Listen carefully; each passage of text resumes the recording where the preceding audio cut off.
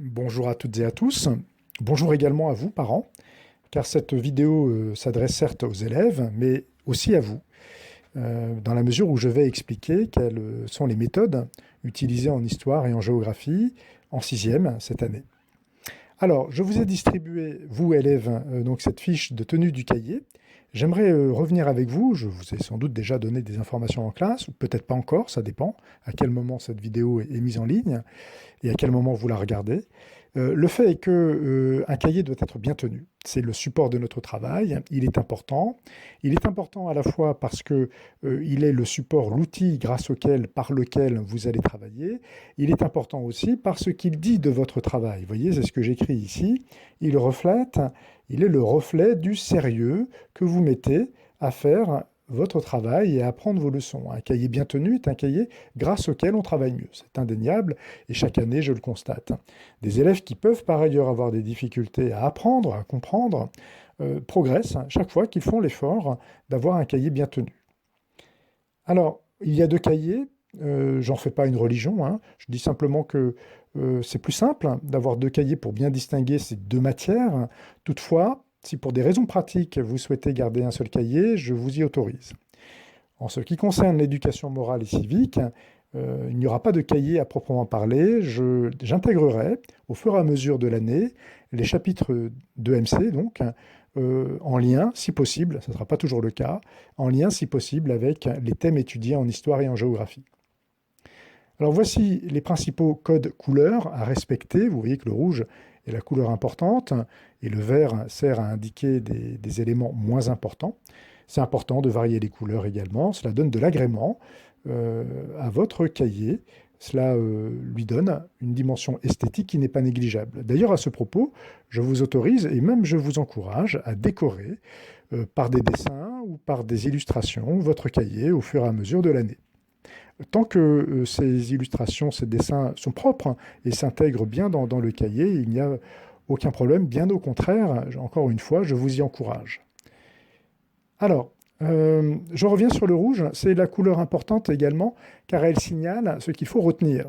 Donc les bilans sont à encadrer en rouge lorsqu'on fera des petits bilans, c'est-à-dire des synthèses, c'est-à-dire les passages à retenir, mais également les définitions. Vous voyez. Je vais vous demander de répondre le plus possible au crayon gris. Bon, si vraiment vous préférez un stylo noir ou bleu, je vous y autorise. Mais l'intérêt du crayon gris est qu'il permet d'effacer. Et donc d'avoir un cahier qui reste propre si l'on doit refaire, réécrire, recommencer différentes tâches. Donc je préfère le crayon gris. Maintenant, si vous pouvez me donner la garantie que votre cahier restera propre avec un stylo noir ou bleu, je vous y autorise, on verra. Ça sera, comme vous le verrez tout à l'heure, il y a une fiche d'évaluation du cahier. On fera le point, mais le crayon gris est tout de même plus indiqué. Alors je vous demanderai de ne jamais effacer vos réponses, surtout et même si elles sont incorrectes, parce que précisément c'est ce qui va vous permettre de progresser. Je m'explique. Juste après vos réponses, vous devrez toujours laisser de la place pour prendre la correction. C'est une habitude à prendre. Je rédige une réponse, je complète un schéma, peu importe, mais tout de suite, je laisse en dessous suffisamment de place pour prendre la correction. Et après, je passe à la suite. Je prends la correction et cette correction-là va pouvoir être comparée avec la réponse que j'ai faite. Et c'est dans cette comparaison entre ce que vous avez fait et ce qui était attendu que vous allez pouvoir comprendre ce que vous devez faire et progresser. Donc c'est la raison pour laquelle je vous demande de ne pas effacer ce que vous faites. Voilà, et c'est ce que j'explique ici. Évitez le vert. Le vert est une couleur qui n'est pas très lisible. L'essentiel est que vous utilisiez pour la correction une couleur qui n'est pas celle dont vous vous êtes servi pour faire la réponse ou le texte. Voilà, c'est la seule obligation. Par ailleurs, vous aurez des documents, des fiches, il faudra les coller, collez-les donc proprement et à l'endroit où on vous demande. Donc soyez attentifs. Donc pour vous, parents, vous pouvez ainsi reprendre le cahier de votre enfant et vérifier que ces règles-là sont correctement respectées. Les cahiers sont évalués. Alors on est en sixième, il n'y a pas de notes, mais ils sont évalués et je définis donc un certain nombre de critères. Ces critères permettent d'identifier ce qu'est un cahier bien tenu. Un cahier bien tenu n'est pas nécessairement un cahier parfait. Je ne cherche pas du tout la perfection. Je crois que ce serait la dernière des choses à exiger d'un élève. Donc, chers élèves, ne soyez pas inquiets. En revanche, faites du mieux que vous pouvez et tenez compte ici de ce qui est indiqué. Tenez compte de ce qui est indiqué. Faites au mieux, par exemple, vous avez le droit de faire des fautes d'orthographe, ou plutôt, je ne vais pas vous blâmer d'en faire car on en fait tous, mais je vous demanderai d'être vigilant, d'en faire le moins possible, de les corriger autant que possible, d'avoir cette habitude de vous relire, de faire attention à ce que vous faites. C'est dans cette attention-là, à ce que vous faites, que vous allez acquérir les bons réflexes qui vous permettront de progresser. Voilà, la propreté et le soin sont importants, hein, je me répète, mais c'est important ici. Oui, le cahier doit être propre, il doit être lisible. Vous écrivez pour être lu, certes pour être lu par vous d'abord, mais par moi et puis par n'importe qui d'autre. C'est une habitude, on écrit toujours pour être lu et pour être lu par quelqu'un. Donc il faut que tout de suite, dès maintenant, et sans doute le faites-vous déjà, mais que vous ayez cette habitude d'être bien lisible. Alors, je vais vous donner également une autre fiche. Cette fiche, enfin, vous l'avez sans doute eue, encore une fois, hein, tout dépend du moment où la vidéo vous la regardez. C'est une fiche d'évaluation. Alors, cette fois-ci, il ne s'agit pas d'évaluer au moment où je ramasse les cahiers, il s'agit de faire le point avec vous en cours sur le travail que vous faites. Ce n'est pas les contrôles, ce n'est pas les évaluations que l'on fait à la fin d'un chapitre, car il y a des évaluations à la fin de chaque chapitre.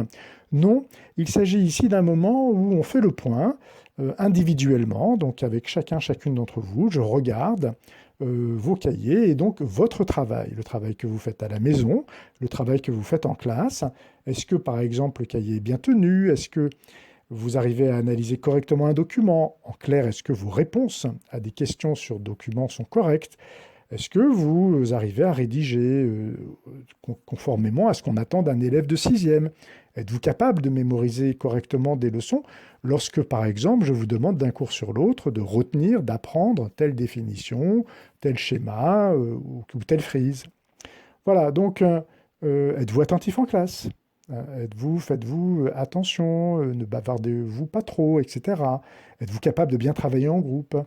Et ici, on identifiera, vous d'abord, parce que ça sera un exercice d'auto-évaluation, quel est votre niveau de maîtrise de ce qu'on appelle ici ces compétences. Est-ce que c'est insuffisant, c'est-à-dire clairement, vous ne faites pas le travail demandé? Est-ce que c'est fragile, ou ce qu'on appelle aussi en cours d'acquisition, c'est-à-dire que vous faites des efforts, mais vous voyez bien que c'est compliqué? Est-ce que c'est satisfaisant, c'est-à-dire est-ce que globalement vous y êtes, vous faites correctement ce qui est demandé de vous? Est-ce que c'est très satisfaisant, c'est-à-dire que là, vous le faites vraiment de manière très très encourageante et nettement meilleure que ce qu'on attend d'un élève de 6e? Bon, ça c'est plutôt moi en général qui évalue ce niveau-là. Vous pouvez vous positionner sur ces 3 niveaux et du coup, je prends votre cahier, je regarde avec vous et on en discute. Et c'est dans ce dialogue sur votre travail que vous allez pouvoir comprendre comment progresser. Voilà, donc cette fiche-là d'évaluation qu'on appelle en pédagogie une évaluation formative va vous aider à bien travailler cette année. Alors, je m'adresse à nouveau aux parents, à vous élèves également, hein. Je vais vous donner donc cette fiche de présentation. Cette fiche de présentation, je la donne au début de chaque chapitre, hein. Elle permet d'une part de présenter globalement les enjeux du chapitre, c'est-à-dire de justifier son étude. Chaque chapitre a son intérêt, ce n'est pas par hasard que le programme nous demande de l'étudier. Et ensuite, dans 2 colonnes, je présente à la fois les connaissances, donc les connaissances générales qu'il s'agit d'acquérir, qu'on demande à un élève de 6e de connaître, et puis ce qu'on attend d'un élève de 6e qu'il soit capable de faire, ce qu'on appelle aussi les compétences.